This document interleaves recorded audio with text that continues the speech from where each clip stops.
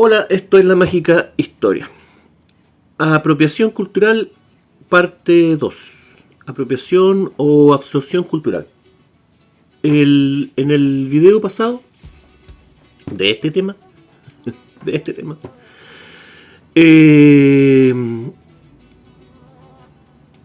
yo planteaba la posibilidad de que este fenómeno de la apropiación o la absorción cultural no fuera reciente. Y bueno, vamos a ver algunos ejemplos que no son demostrables. Obviamente este no es un canal de historia, así que yo planteo solamente algunas cosas que por lo menos personalmente me dan que pensar. Así que ahí se las voy a dejar.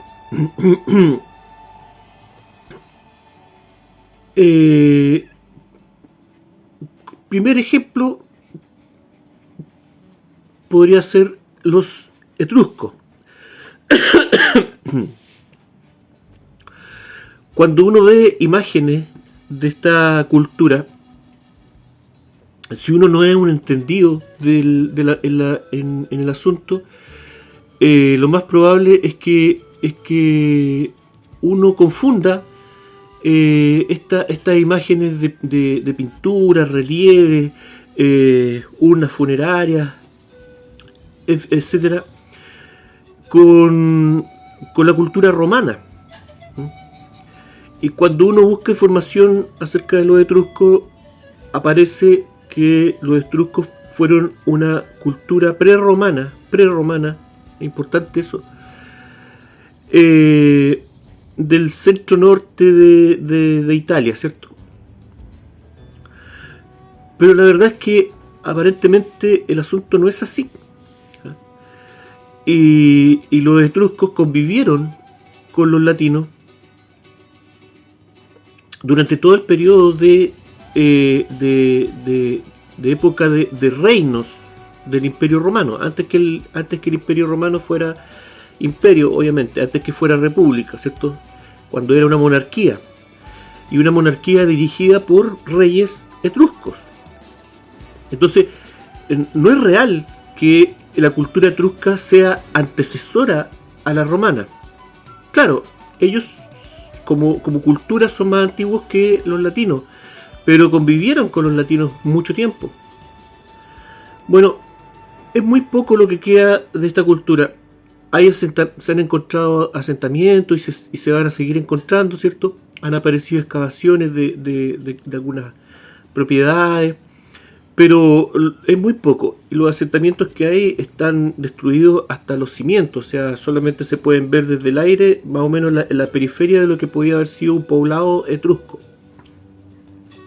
Pero ¿quién era esta gente? ¿De dónde venía? ¿Y por qué su cultura, por lo menos estéticamente, se parecía tanto a la romana? Bueno, el origen de los etruscos es incierto. Se plantean un montón de teorías, ¿cierto?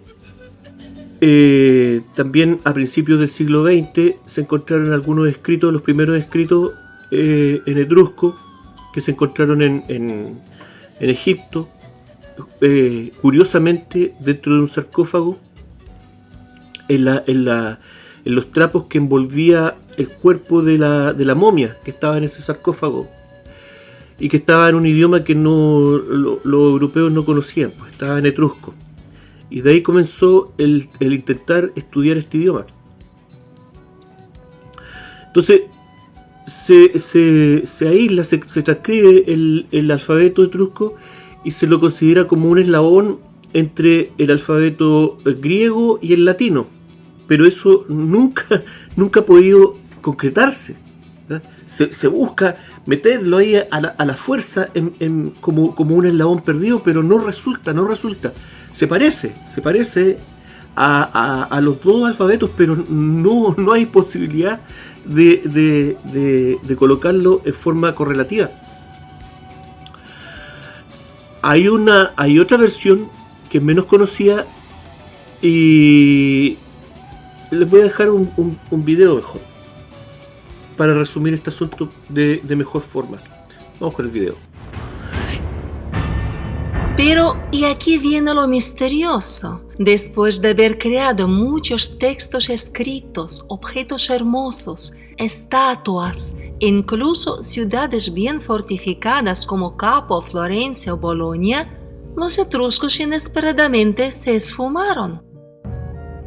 Durante generaciones enteras, los científicos supuestamente se esforzaron intentando descifrar los escritos que dejaron tras de sí los etruscos, y como no lo consiguieron, inventaron un dicho, Etruscum non legitur, que se traduce como el etrusco es ilegible.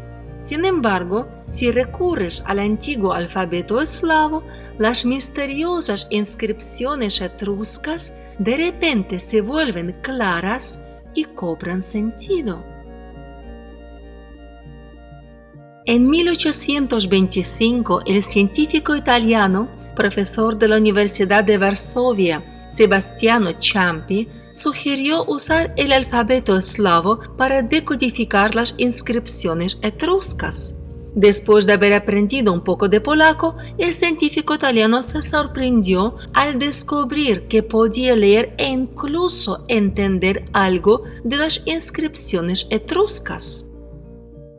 Al volver a Italia, Ciampi se apresuró a compartir su descubrimiento con sus colegas, pero ellos le replicaron severamente que según los científicos alemanes, que supuestamente eran los más prestigiosos de Europa, los eslavos aparecieron en la escena europea como muy pronto en el siglo VI después de Cristo.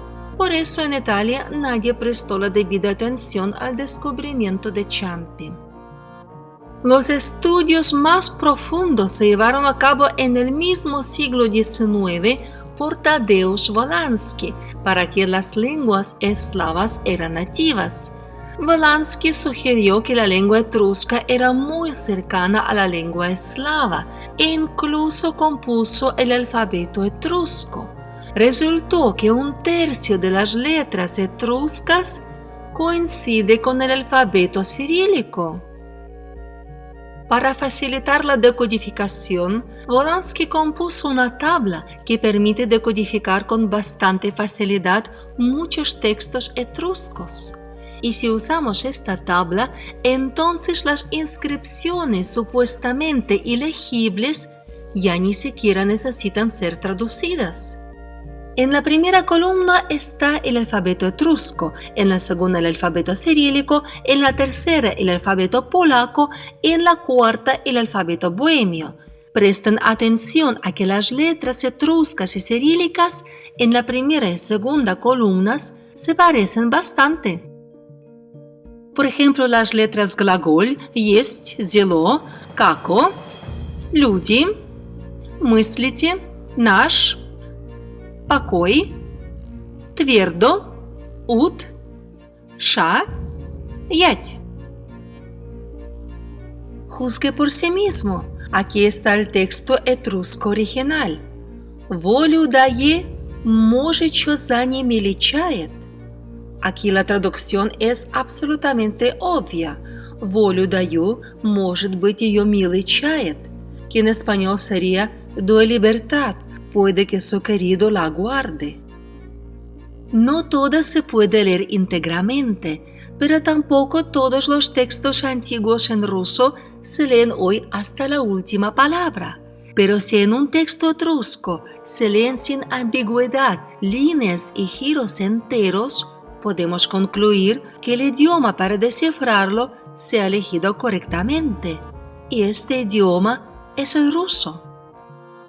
Por lo tanto, la lengua etrusca se puede considerar una variante de la lengua eslava que se originó y se difundió incluso antes de la fundación de Roma.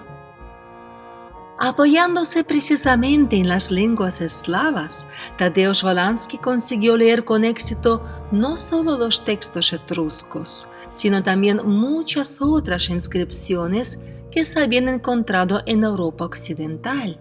Estas inscripciones, igual que las etruscas, habían sido consideradas ilegibles. Se puede decir que las investigaciones de Valansky sobre la historia de los eslavos en Europa Occidental fue toda una hazaña científica. Por eso su destino no fue fácil. En 1853, la Iglesia Católica introdujo los libros de Valansky en el índice de libros prohibidos, y los jesuitas polacos quemaron sus obras en la hoguera. Pero esto no les pareció suficiente y exigieron la ejecución del científico. Solo gracias a la intervención del zar Nicolás I, Valansky sobrevivió. Hay otro hecho curioso digno de mención y tiene que ver con el reconocido historiador alemán Theodor Mommsen, que ganó el Premio Nobel de Literatura en 1902 por su obra Historia de Roma, que ocupaba 5 volúmenes. Mommsen negó la influencia etrusca en la cultura de Roma y no tuvo en cuenta los datos arqueológicos al tratar la cuestión sobre el origen de Roma.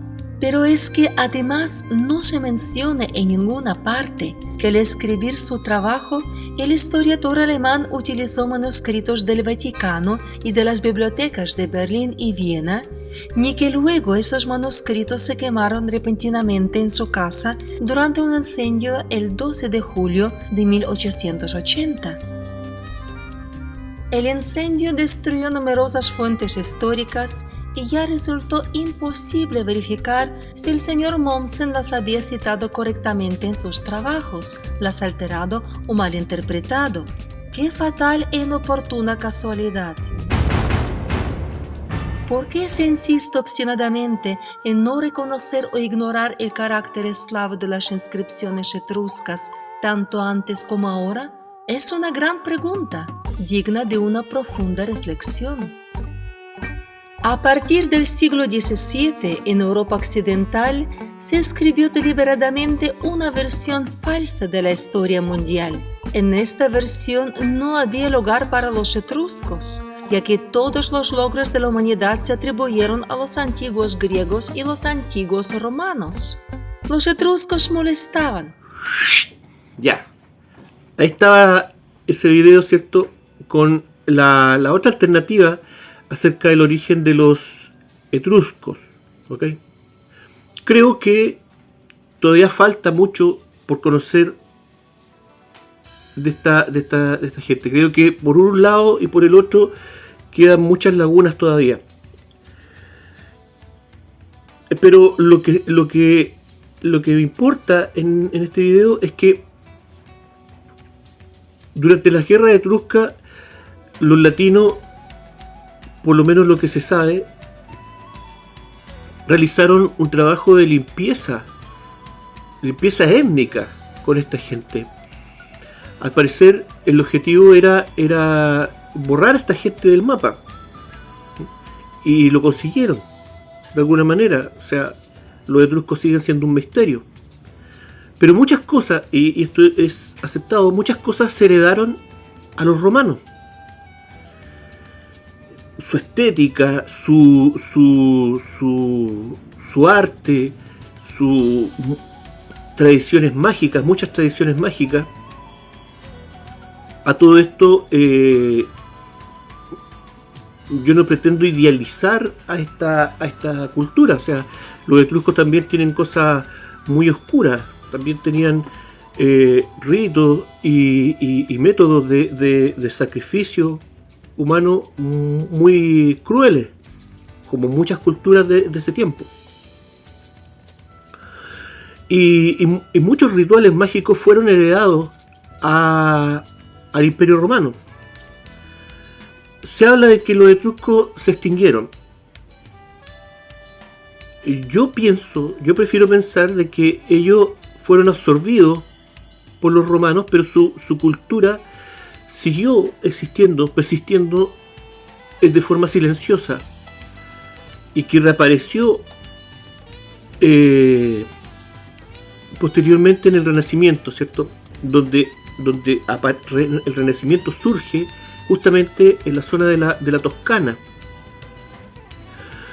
un área que está íntimamente relacionada con la cultura etrusca, y que y que debe su nombre a esta gente. El asunto es que en este caso no podemos saber qué tanto de la cultura romana fue heredada de la etrusca. Hubo una absorción cultural perfecta. Y eso nos demuestra que estos procesos de asimilación, de absorción y de robo cultural funcionan perfectamente para invisibilizar una civilización, un pueblo, una etnia en el tiempo. Y obviamente existen muchos otros casos. El siguiente ejemplo, voy a colocar un par de videos también para entrar un poco en el contexto de esta cuestión. Vamos con los videos. Miren a esta familia. Parecen asiáticos. But we are not from Asia. Están en Europa. ¿Pero por qué parecen asiáticos? Esto es Groenlandia. Y las personas que viven aquí son... Inuit. Tienen una apariencia única debido a la nieve, porque resulta que si caminas en ella durante todo un día completo, lo que sucederá es que reflejará el sol en tus ojos y entonces te los lastimará. It's called snow blindness. Después de miles de años, su cuerpo empezó a cambiar y a evolucionar. El cuerpo humano desarrolló una capa de piel alrededor de sus ojos para protegerlos contra el sol. Y por eso es que parecen asiáticos. It's called human evolution. Todas estas cosas las aprendí de la hermosa gente de Groenlandia. ¡Eso fue un minuto!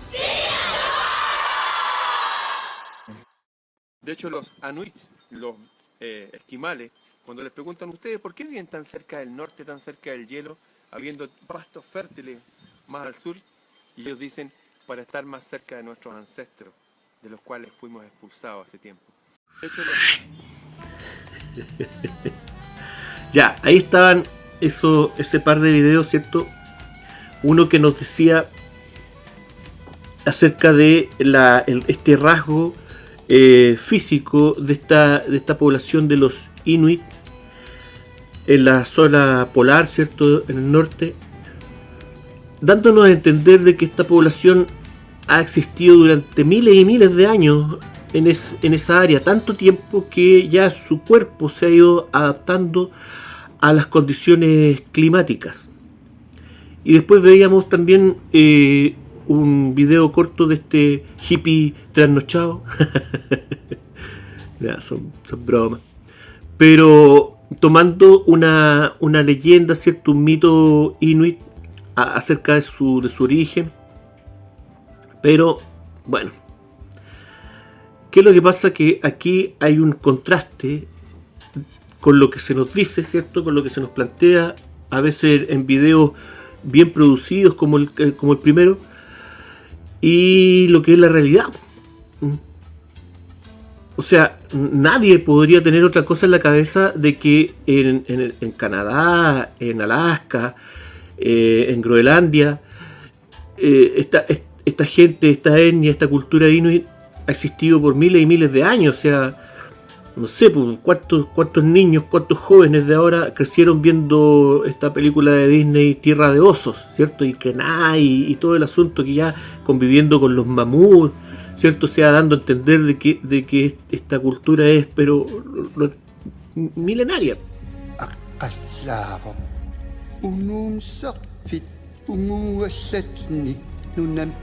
Esta historia es muy antigua, de cuando los enormes mamuts aún vagaban por nuestras tierras. Cuando joven fue nuestra tierra y el buen cielo la besó, ese gran lugar a los hombres ya la naturaleza juntó. En el mundo aquel salvaje y bello, tres hermanos juntos están, corazón, buscando en lo alto una luz que les dé dirección. Espíritus con la voz de ayer, tomen nuestras manos, su sabiduría nos va a enseñar que ante sus ojos todo es igual, siempre como hermanos este mundo habitar, todos juntos por igual. Danos fuerza e inteligencia y el saber para entender lo que hacemos hoy, mañana se ve y el futuro se forja así. Ver con asombro lo que hoy tenemos, la verdad se dará a conocer. El camino al final lleva otros caminos, la historia sí volverá a comenzar. Tu espíritu con la voz de ayer, tomen nuestras manos, su sabiduría nos va a enseñar que ante sus ojos todo es igual, siempre como hermanos este mundo habitar, todos juntos por igual. Cuando en la realidad la etnia inuit son unos recién llegados a la zona. Ellos comenzaron a llegar a la zona norte por ahí por el 500 después de Cristo. Unos aparecidos nomás en la zona. Y el problema es que en la zona ya existía una población nativa. Una población nativa de origen, al parecer, de origen blanco.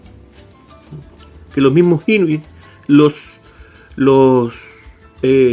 describen como personas muy grandes, gigantes, de raza blanca, pero muy tímidos y que estaban en completo equilibrio con con la naturaleza. Su existencia estaba en completo equilibrio con la naturaleza. ¿Qué pasó? Esta población no resistió el avance inuit. Acá estamos en presencia de lo que podría ser un genocidio. O a lo mejor no. O a lo mejor el proceso no fue de forma tan violenta. Pero sí, esta gente no pudo resistir el avance de una cultura tecnológicamente más avanzada. Porque al parecer estos hombres, la cultura Dorset, eran más primitivos que los inuit. Y los inuit poco a poco se fueron apoderando de sus lugares de caza y de estancia, en fin, acorralándolos finalmente a una pequeña porción de tierra donde algunos europeos lograron tener contacto con esta gente, pero con la mala suerte de que balleneros principalmente, pero con la mala suerte de que estos balleneros llevaron pestes que esta gente no pudo resistir, tifus y otras fiebres. Y finalmente lo poco que quedaba de esta gente terminó por extinguirse, impidiendo así su estudio. Nuevamente, ¿cuánto de la cultura inuit, que hoy día se enseña como una cultura ancestral, como una cultura madre, como una cultura, ¿cómo se dice? De un pueblo originario, ¿cuánto de esa cultura habrá sido heredada, de la otra cultura anterior, pues de la cultura Dorset? Tampoco se puede saber. No podemos saber. Y esto nuevamente indica el buen trabajo de este tema de la absorción cultural. Absorber la cultura de esta gente, de este pueblo que está siendo arrasado por mi pueblo, para que no quede rastro de esta gente. Y si queda algún rastro, se asimile o o se entienda que es nuestro. ¿Me entienden? Si alguien me dice, no, pero es que te estás yendo para otro lado porque se sabe que la cultura inuit es de ellos y tradicionalmente, cientos de años, qué sé yo. No, pues no es tan así, pues, porque se está comenzando a estudiar este asunto y ya hay rastro de que dentro de la cultura inuit, por lo menos hay cosas, aunque muy básicas, pero cosas indispensables, tradiciones, sobre todo de caza y de pesca, que fueron heredadas por la cultura Dorset. Tradiciones que obviamente se volvieron indispensables para la supervivencia del pueblo inuit. ¿Ok? Por lo tanto, no es descabellado pensar que si los inuit heredaron estas tradiciones que de alguna manera les sirvieron de manera práctica para poder sobrevivir, como algunos métodos de cacería de foca, en fin. No es descabellado pensar de que parte de su tradición también corresponda a la cultura Dorset, incluyendo a lo mejor este mito que nos contaba este hippie trasnochado. Dale con la cuestión, si no tengo mala onda con ese tipo, ¿no? pero a lo mejor esa tradición no es inuit, a lo mejor pertenecía a los otros tipos, ¿sí? A esta cultura Dorset, y a lo mejor ellos estaban describiendo su llegada al área, ¿cierto? Polar. Esta raza blanca de gente muy alta, a lo mejor estaban relatando su historia de cómo habían llegado desde el norte, ¿cierto? En fin, no sé. De nuevo entramos en ese tema de la mitología y de la tradición oral, y de cómo la tradición oral se mantiene en el tiempo, excepto cuando es absorbida por otra cultura que la adapta a su cultura. A lo mejor aquí tenemos un ejemplo de eso. ¿Cómo saberlo? Nuevamente, insisto, la absorción cultural, el robo cultural, existe y funciona tan bien de que no podemos saber lo que pasa, lo que ha ocurrido en estos casos de invasiones y en otros casos a veces de genocidio, y queda muy poca información de la cultura original, acerca de su etnia, acerca de su cultura, valga la redundancia, ¿cierto? Funciona muy bien este tema de la absorción cultural y ha sido utilizado, creo que sistemáticamente, por mucho tiempo. Vamos con otro ejemplo. Cuando yo le digo o menciono, ¿cierto?, a los prusianos, ¿ah? ¿En qué piensa uno? ¿Ah? Me incluyo. ¿En qué piensa uno? En un alemán, ¿ah? y un alemán muy, muy alemán. Un prusiano, ¿cierto? El símbolo de la encarnación de los valores y la cultura germana en una población humana, ¿cierto? Pero resulta que los prusos no eran germanos. Y los prusos, los habitantes originales de la región de Prusia, eran un pueblo tal vez de origen báltico o eslavo, ¿me entienden? Que fueron arrasados por los caballeros teutones, que eran la versión de los caballeros templarios, la versión alemana de los caballeros templarios, y que arrasaron a esta gente, a esta cultura, y la absorbieron, ¿ok? A tal punto, en este caso ya en forma descarada, a tal punto de llamarse ellos mismos prusianos, ¿ok? Y mantener una tradición prusiana del área, dando a entender de que los germanos tal vez por miles de años habían habitado esa región, cuando no es así tampoco. fueron unos aparecidos, unos recién llegados en la época medieval. Pero para los alemanes, ¿cierto? La región de Prusia es lo más alemán que puede haber. ¿Me entienden? Nuevamente, ¿cómo era la cultura prusiana original? ¿Cómo saberlo? ¿Cómo saberlo? Porque una vez que la absorción, el robo cultural, ¿cierto? La apropiación cultural procede después de un exterminio, es muy difícil saber cuánto de la cultura posterior, ¿cierto? De la cultura usurpadora tiene de la cultura víctima. Entonces, nuevamente, 3 ejemplos, hay muchos más, muchísimos más, en todo el mundo.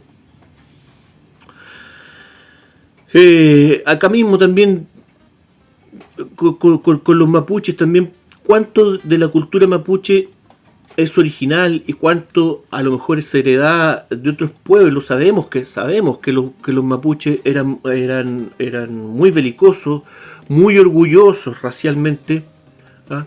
y muy agresivos con sus vecinos.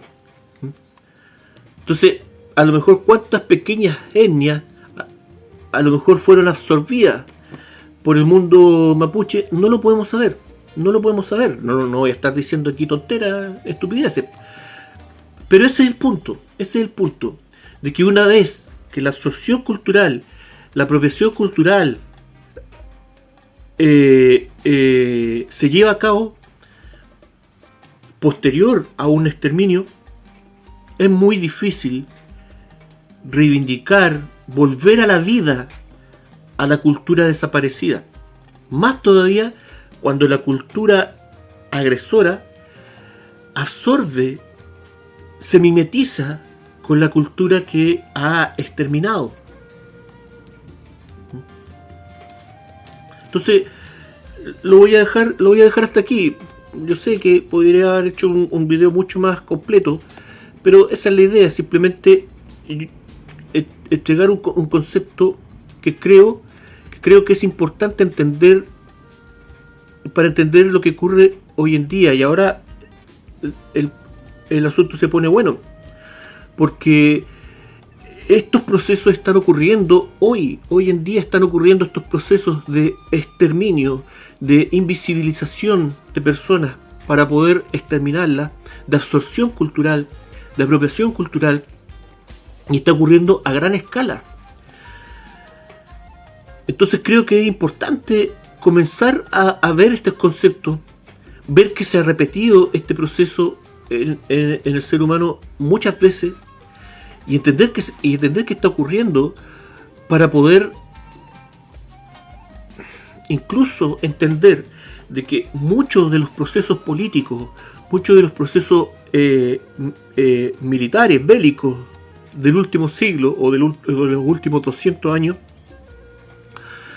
muchos de los procesos económicos tienen una motivación racial, tienen una motivación de supremacía racial por distintos pueblos.